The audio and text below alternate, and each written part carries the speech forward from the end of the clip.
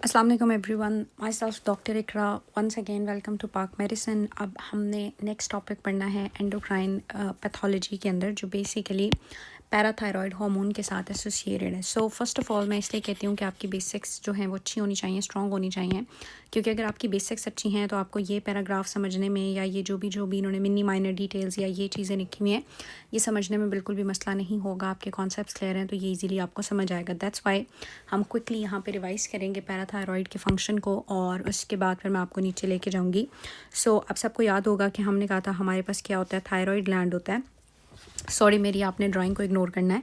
Thyroid gland के पीछे यहाँ पे अगर हम देखेंगे तो 4 पैराथायरॉयड ग्लैंड्स होते हैं, और ये जो पैराथायरॉयड ग्लैंड है इसका काम है पैराथायरॉयड हार्मोन बनाना। और जब भी पैराथायरॉयड हार्मोन ज़्यादा होगा बॉडी में तो इसका क्या काम होता है, इसका काम होता है कैल्शियम को ज़्यादा करना, ठीक है, और फॉस्फेट की बॉडी से एक्सक्रीशन कराना, फॉस्फेट को किडनी से एक्सक्रीट कराना।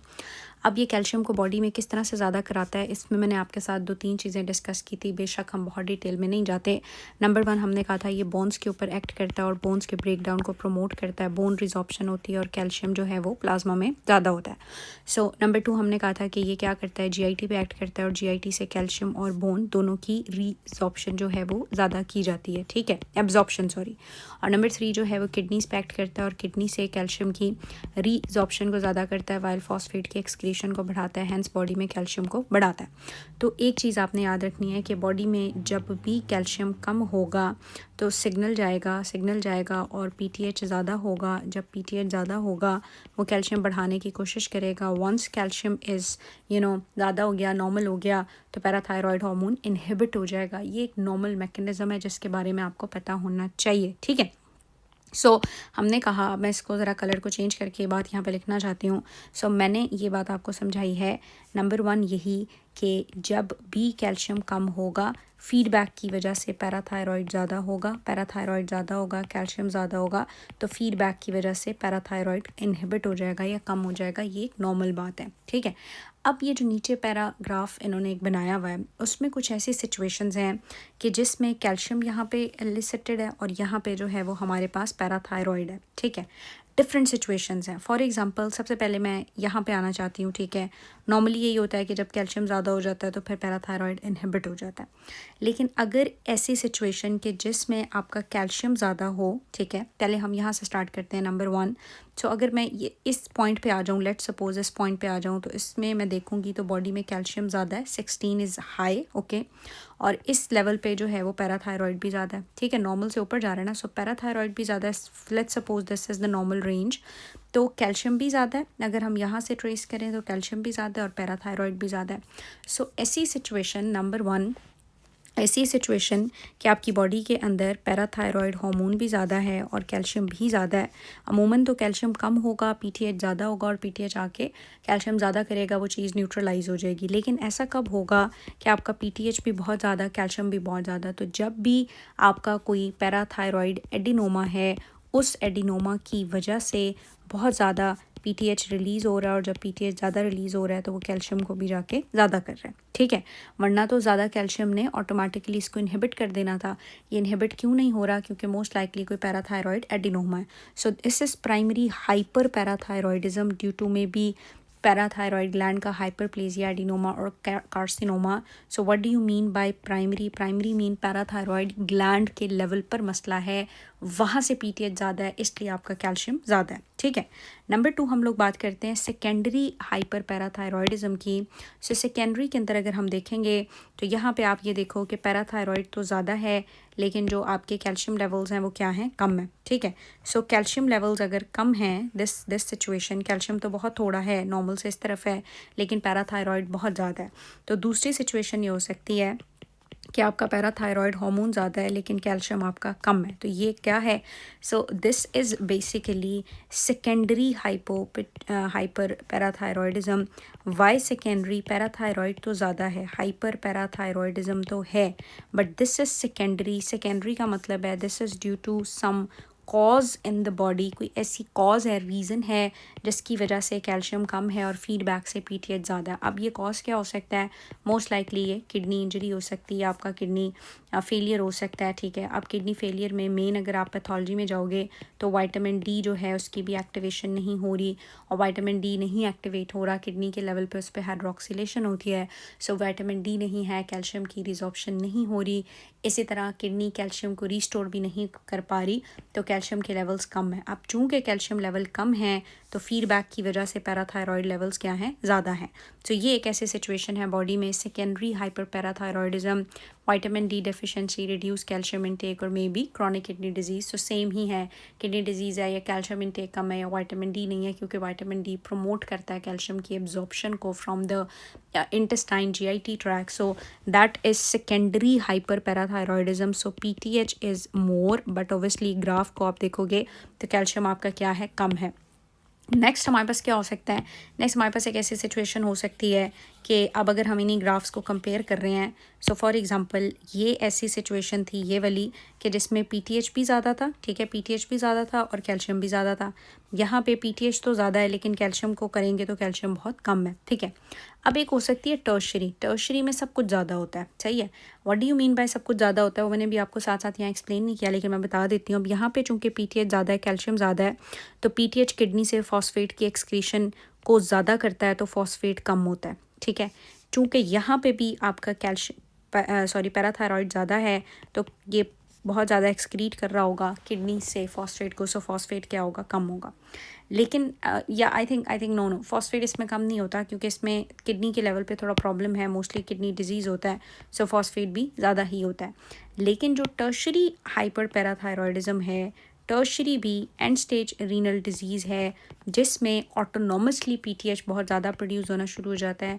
सो पीटीएच भी बहुत ज़्यादा है, कैल्शियम भी बहुत ज़्यादा है और फॉस्फेट भी बहुत ज़्यादा है। सो इसमें भी तीनों चीज़ें बहुत ज़्यादा एक्सक्रीट होती हैं। सो this is chronic kidney disease और एंड स्टेज रीनल फेलियर, जिसमें कैल्शियम भी ज़्यादा है, पैराथायरॉयड भी ज़्यादा है और फॉस्फेट भी बहुत ज़्यादा हो जाता है। तो इसको मैंने इस तरह से याद रखा हुआ था। फॉर एग्जाम्पल अगर हम इसको कंपेयर कर लें, पीटीएच की बात करें, कैल्शियम की और फॉस्फेट की, या हम प्राइमरी हाइपर पैराथायरॉयडिज्म देख रहे हैं, सेकेंडरी देख रहे हैं और टर्शरी देख रहे हैं। सो प्राइमरी फॉर पैराथायरॉयड, तो प्राइमरी के अंदर हमने कहा पैराथायरॉयड ज़्यादा होता है, कैल्शियम भी ज़्यादा होता है, ओनली पी फॉस्फेट कम होता है। सेकेंडरी में पैराथायरॉयड और फॉस्फेट ज़्यादा होता है, secondary for C, so secondary में कैल्शियम जो है वो कम है और वही इसकी रीज़न बढ़ता है, और टर्शरी में तीनों चीज़ें ज़्यादा होती हैं, ठीक है। अगर आप कॉन्सेप्ट वाइज जाएँ तो भी सेम है और अदरवाइज सेम है।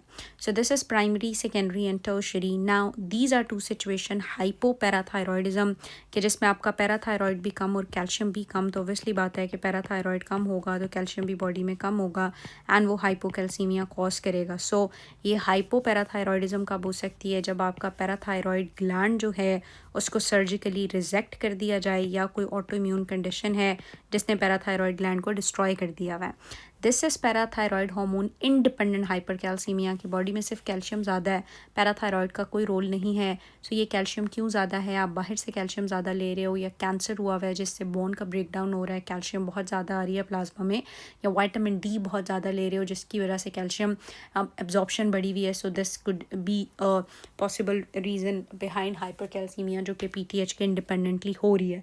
तो आई होप कि अब आपको ये जो ग्राफ बना हुआ है वो समझ आ रहा होगा। Now let's talk about hypoparathyroidism. Hypoparathyroidism का मतलब है कि आपकी बॉडी में पैराथायरॉयड हार्मोन कम है, ठीक है। सो पैराथायरॉयड हार्मोन कम हो सकता है, इसकी एक रीज़न जो जेन्युइन रीज़न है वो थायराइडेक्टमी हो सकती है, सर्जरी हो सकती है।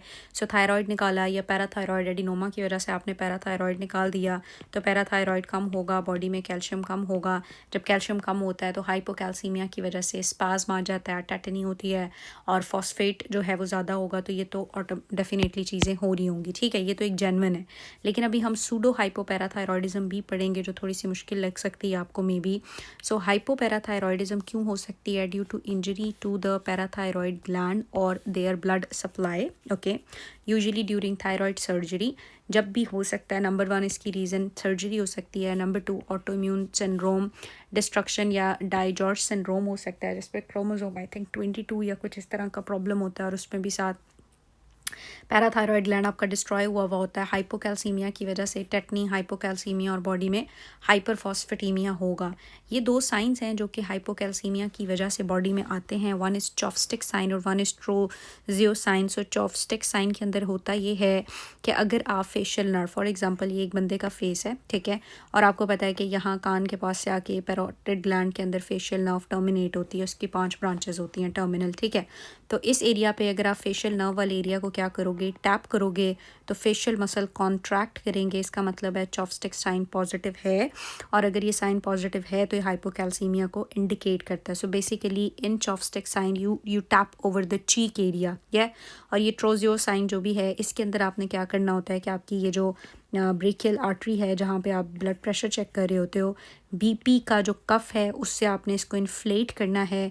तो यहाँ पे कार्पल लेवल के ऊपर आपको स्पैज़म नज़र आएगा। कार्पल स्पैज़म हाथ के अंदर कहते हैं ना, पंजाबी में कहते हैं बखोड़ आ गया, बखोड़ पड़ गया, बल सा पड़ गया, तो वो कार्पोपीडल स्पैज़म आता है, तो वो उसको इंडिकेट करता है कि ये, और this sign is more specific for hypocalcaemia, ठीक है। तो ये तो जेन्युइनली आपकी बॉडी में पैराथायरॉयडिज्म करता है। अब दो सिचुएशन है, one is pseudo hypoparathyroidism, one is pseudo hypoparathyroidism. ये क्या चक्कर है? सो सूडो हाइपोपैराथायरॉयडिज्म यानी पैराथायरॉयडिज्म की एक सिचुएशन क्रिएट हुई है कि आपका पैराथायरॉयड हार्मोन कम है, बट दैट इज सूडो, मतलब कि वो क्या है, फॉल्स है। सो बेसिकली पैराथायरॉयड की कमी से जो क्लिनिकल फीचर्स आने हैं वो फीचर्स तो आते हैं, लेकिन पैराथायरॉयड हार्मोन कम नहीं होता, मौजूद होता है, लेकिन बॉडी उससे रेजिस्टेंट है, इसलिए हम इसको सूडो कहते हैं। सो this is an autosomal dominant disorder जो कि maternal transmitted, this is important because इसमें मैटरनल ट्रांसमिटेड म्यूटेशन होती है और यहाँ पैटर्नल है। मैटरनल ट्रांसमिटेड म्यूटेशन आती है किस जीन के ऊपर? GNAS, नास जीन, इम्प्रिंटेड जीन है, उसके ऊपर म्यूटेशन आ जाती है, और ये जीन लिंक्ड होती है पैराथायरॉयड रिसेप्टर के साथ, पैराथायरॉयड हार्मोन रिसेप्टर के साथ। अब बेसिकली होता ये है कि let's suppose this is parathyroid hormone receptor. जब पैराथायरॉयड हार्मोन रिसेप्टर ने इसके ऊपर आके बाइंड करना है तो इसने आगे से जी प्रोटीन्स जो हैं उनको एक्टिवेट कर देना है, ठीक है। But due to the mutation, जब भी पैराथायरॉयड हार्मोन आके इसके ऊपर बाइंड करता है तो इनएक्टिवेशन हो जाती है